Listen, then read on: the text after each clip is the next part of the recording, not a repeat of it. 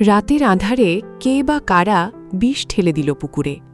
সকালে ঘুম ভাঙতেই পানিতে ভেসে উঠল শত শত মৃত মাছ। মুহূর্তেই কান্নায় ভেঙে পড়েন মাছচাষী।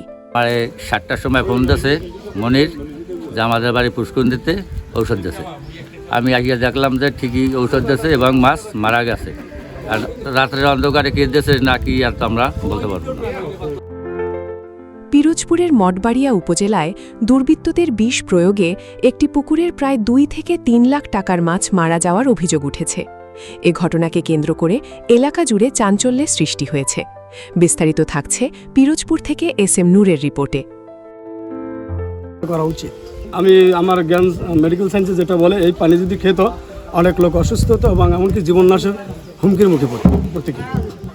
এবং আমার এটাই বক্তব্য যে প্রত্যেকটা মানুষের, শুধু আমার নয়, এর সূক্ষ্ম বিচার হওয়া উচিত এবং উপযুক্ত শাস্তি তাকে দেওয়া হোক।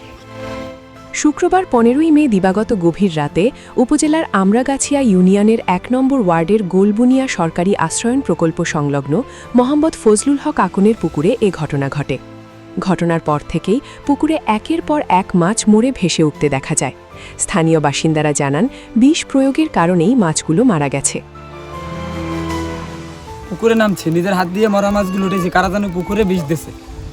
আর সবাই হিন্দু মুসলমান এই আবাস নিচ্ছে আমাদের পাশে, সবাই এলাকার সবাই এই পানিটা অনেক বছর ধরে খাইতেছে, পুষ্কুনির পানি। এই যে পুষ্কুনিতে বিষ দেওয়া হয়েছে, এলাকার মানুষ তো সবাই জানেন। আমরা সকালবেলা এসে দেখছি, সবাই মানা করছি, যদি মানুষ না জানলে পানি খাইতো তাহলে তো মানুষ সবাই মারা যাইতো, অসুস্থ হইতো। এতে শুধু আর্থিক ক্ষতিই হয়নি, এলাকাবাসীর পানির ব্যবহারে তৈরি হয়েছে অনিশ্চয়তা ও উদ্বেগ। পাশে আবাসন প্রকল্প আছে, সেখানে লোকজন এখানে পানি গিয়ে থাকে এবং এলাকাবাসীও অনেক পানি খায় এখান থেকে।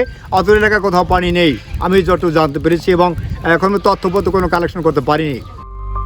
স্থানীয় গ্রাম পুলিশ সদস্য আশিস দর্জি বলেন, কারা রাতের আধারে পুকুরে বিষ দিয়েছে তা এখনও নিশ্চিত হওয়া যায়নি। তবে বিষয়টি তদন্ত করে প্রকৃত ঘটনা উদ্ঘাটনের চেষ্টা চলছে। আমি এই ফজলুল হক স্যারের বাড়ি পুকুরের মাছ মারা গেছে, কারা কি বিষ দিয়েছে জানা যায়নি, তাই আমরা চেষ্টা করতে আছি জানার জন্য। একটি পুকুরে বিষ প্রয়োগ শুধু একজন চাষির স্বপ্নই ধ্বংস করে না, হুমকির মুখে ফেলে পুরো এলাকার পরিবেশ ও জনস্বাস্থ্যকে।